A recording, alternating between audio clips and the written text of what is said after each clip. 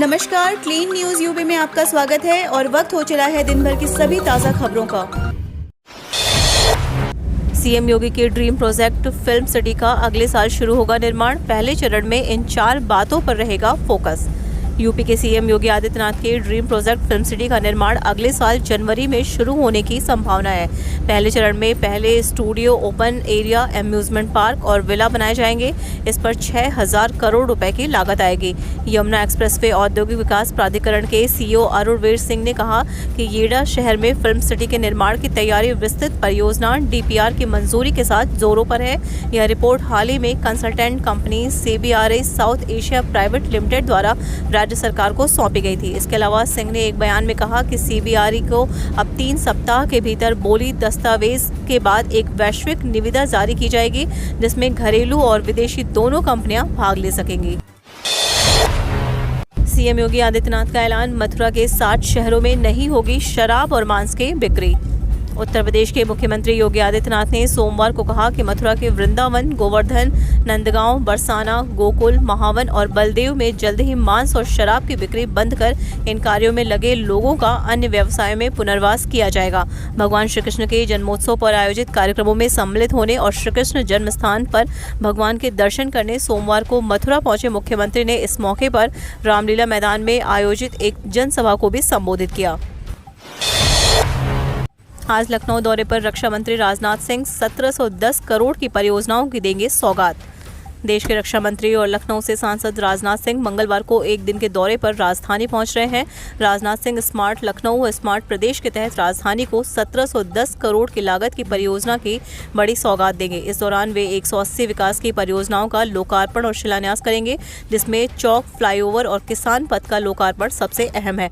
रक्षा मंत्री राजनाथ सिंह के साथ मुख्यमंत्री योगी आदित्यनाथ भी कार्यक्रम में मौजूद रहेंगे। Deputy CM Keshav Maurya, deputy CM Dinesh Sharma, नगर विकास मंत्री आशुतोष टंडन और वित्त मंत्री सुरेश खन्ना भी मौजूद रहेंगे। पूरा कार्यक्रम चौक स्टेडियम मल्टी लेवल पार्किंग के पास 12 बजे से शुरू होगा। सीएम योगी के निर्देश, आगरा और फिरोजाबाद की स्थिति पर 24 घंटे नजर रखें। उत्तर प्रदेश में सीएम योगी आदित्यनाथ ने कहा कि फिरोजाबाद में बच्चों के साथ प्रौढ़ लोग भी बीमार हुए हैं। सभी मरीजों को मेडिकल कॉलेज में शिफ्ट किया जाना उचित होगा।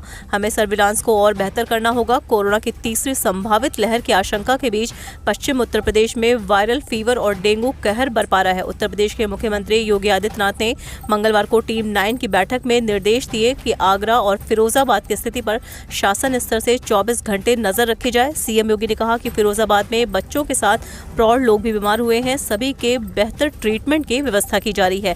सभी मरीजों को मेडिकल कॉलेज में शिफ्ट किया जाना उचित होगा। आवश्यकता अनुसार मेडिकल कॉलेज में बेड की संख्या बढ़ाई जाए। यूपी पंचायत सहायक भर्ती, आज जारी होनी है मेरिट लिस्ट। कई गांव में पहुंचे ही नहीं हैं आवेदन पत्र। कन्नौज जनपद के सभी 499 ग्राम पंचायतों में पंचायत सहायक की भर्ती होगी। इसकी प्रक्रिया चल रही है। आवेदन 2 अगस्त से 17 तारीख तक जमा हुए थे, जो अब तक कई ग्राम पंचायतों में मेरिट के लिए नहीं पहुंच सके हैं, जबकि इनको 23 अगस्त तक संबंधित ग्राम पंचायतों को भेजा जाना था। हालांकि अधिकारी दावा कर रहे हैं कि आवेदन ग्राम पंचायतों में पहुंच चुके हैं। सीएम योगी का आदेश, नाइट कर्फ्यू का कड़ाई से कराएं पालन, लापरवाही पर करें कार्रवाई। प्रदेश के 23 जिले कोरोना से मुक्त हो चुके हैं और कोरोना पर प्रभावी नियंत्रण भी बना हुआ है, लेकिन केरल और महाराष्ट्र में तेजी से बढ़ते कोरोना के नए मामलों को देखते हुए प्रदेश में भी सतर्कता, सावधानी बढ़ा दी गई है। मुख्यमंत्री योगी आदित्यनाथ ने रात्रिकालीन कर्फ्यू को प्रभावी बनाने के निर्देश दिए हैं।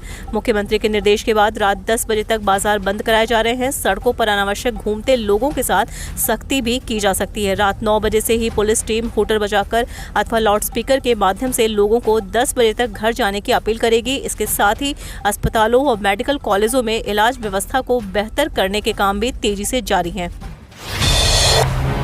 मेरठ में बोले मंत्री सूर्य प्रताप शाही, योगी सरकार में कृषि क्षेत्र में बड़े पैमाने पर हुआ सुधार।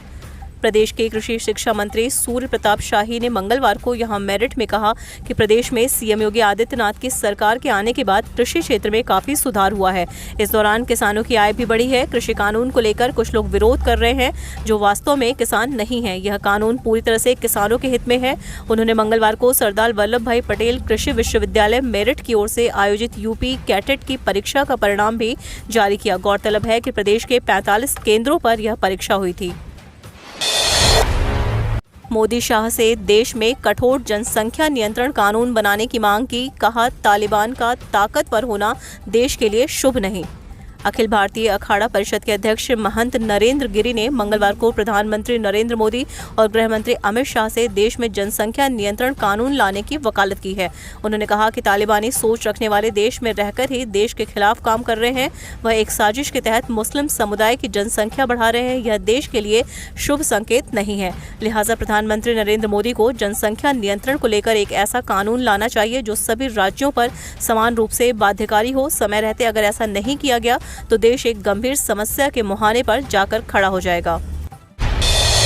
यूपी में कल से छोटे बच्चों के स्कूल खुलेंगे। 1 से 5वीं तक के स्टूडेंट्स क्लासरूम में पढ़ाई करेंगे। 2 शिफ्ट में चलेंगी क्लासेस। सरकार ने जारी की गाइडलाइन। कल यानी बुधवार 1 सितंबर से 1 से 5वीं तक के छोटे बच्चों के स्कूल भी खुल जाएंगे। इसके लिए उत्तर प्रदेश सरकार ने पहले ही आदेश जारी कर दिया है। स्टूडेंट्स की सुरक्षा के मद्देनजर सरकार ने गाइडलाइन की तैयारी की है। इसके मुताबिक बच्चों की पढ़ाई 2 शिफ्ट में करवाई जाएगी।